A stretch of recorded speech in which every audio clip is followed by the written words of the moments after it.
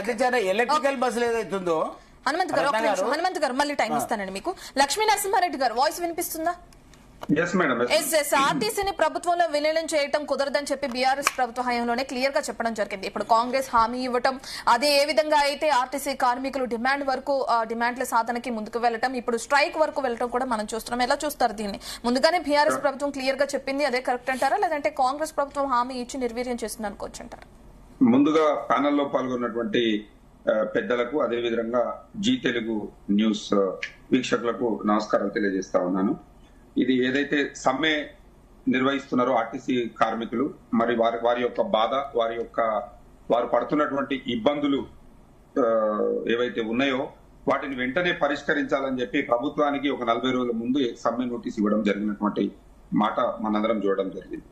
ఇక్కడ ప్రభుత్వం ఏం చేస్తుందంటే కేవలం కాలయాపన చేస్తున్నటువంటి పరిస్థితి కనిపిస్తా ఉన్నది. అంటే నిజంగా ఇది పూర్తిగా ప్రభుత్వం యొక్క నిర్లక్ష్యము, అదే విధంగా వైఫల్యంగా కనిపిస్తుంది. ఎందుకంటే ఆర్టీసీ కార్మికులు సమ్మెకు పోతే ఇలా ఈ యొక్క ఆర్టీసీ యొక్క ప్రభావం అంటే అదే విధంగా పరోక్షంగా పడుతుందని చెప్పి నేను ఈ సందర్భంగా తెలియజేస్తా ఉన్నా. ముఖ్యంగా ఈరోజు ప్రధానమైనటువంటి డిమాండ్లు వాళ్ళు ఏమడుగుతున్నారండి? ఆర్టీసీని ప్రభుత్వంలో విలీనం చేయాలి, అదేవిధంగా కార్మికులను ప్రభుత్వ ఉద్యోగులుగా గుర్తించాలి, అదేవిధంగా ప్రభుత్వం ఏదైతే గొప్పలు చెప్పుకుంటున్నదో మహాలక్ష్మి పథకం ద్వారా నెలకు 400 కోట్ల రూపాయల ఏదైతే బకాయి ఉన్నదో అది ఎవ్రీ మంత్ చెల్లించాలని చెప్పి చెప్పడం జరుగుతా ఉన్నది. అదేవిధంగా ఆర్టీసీ డ్రైవర్లు, అదేవిధంగా ఎవరైతే కాంట్రాక్ట్ బేసిస్ లో పనిచేస్తున్నారో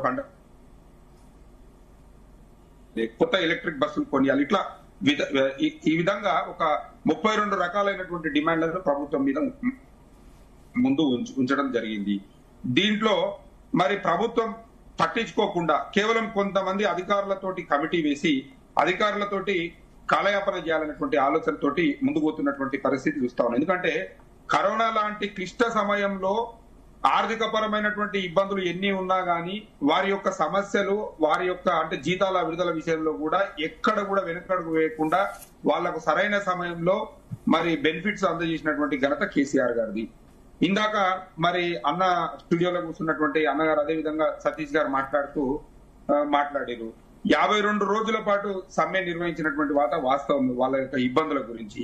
అయితే దాదాపు ఒక 43,373 మంది ఉద్యోగుల జీవితాలు, వాళ్ళ యొక్క కుటుంబాల భవిష్యత్తును దృష్టిలో ఉంచుకొని కేసీఆర్ గారు ఆ రోజు ఇది కరెక్టే, మరి వీళ్ళను ప్రభుత్వ ఉద్యోగులుగా గుర్తించాలి అని చెప్పి మరి కేబినెట్ లో చర్చించి కేబినెట్ లో మరి ఆమోదం పొంది దాని తర్వాత అసెంబ్లీలో 2023 ఆగస్టులో ఒక బిల్లును పెట్టి absorption of employees into government service bill 2023ను ప్రవేశపెట్టి దాన్ని పాస్ చేసి ఒక్క నిమిషం మేడం దాన్ని గవర్నర్ గారి ఆమోదం కూడా పొందినటువంటి మాట వాస్తవం. దాని తర్వాత ఏదైతే ఉన్నదో ఎన్నికలు వచ్చినాయి, తర్వాత ప్రభుత్వం అనేది క్యారీ ఫార్వర్డ్ చేయకపోవడం అనేది దురదృష్టకరము.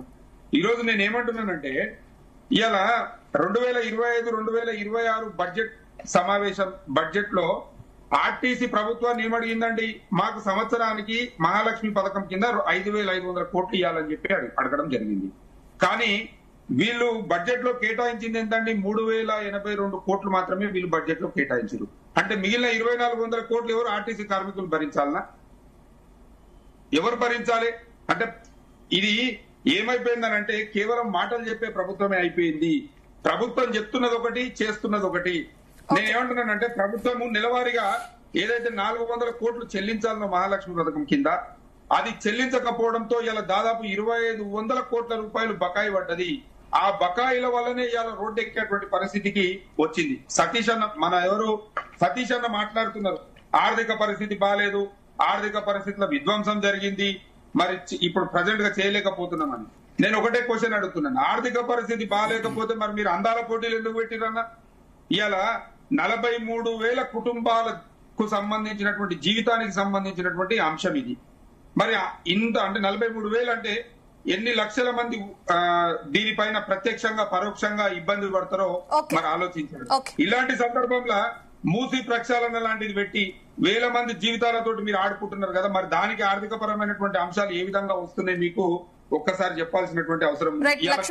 కూడా నేను ఒక్క నిమిషం మేడం, కార్మికులు కూడా ఇవాళ మహాలక్ష్మి పథకం తోటి గతంలో 69 మహాలక్ష్మి పథకం కంటే ముందు 69% ఆక్యుపెన్సీ రేషియో ఉంటుండే బస్సులలో.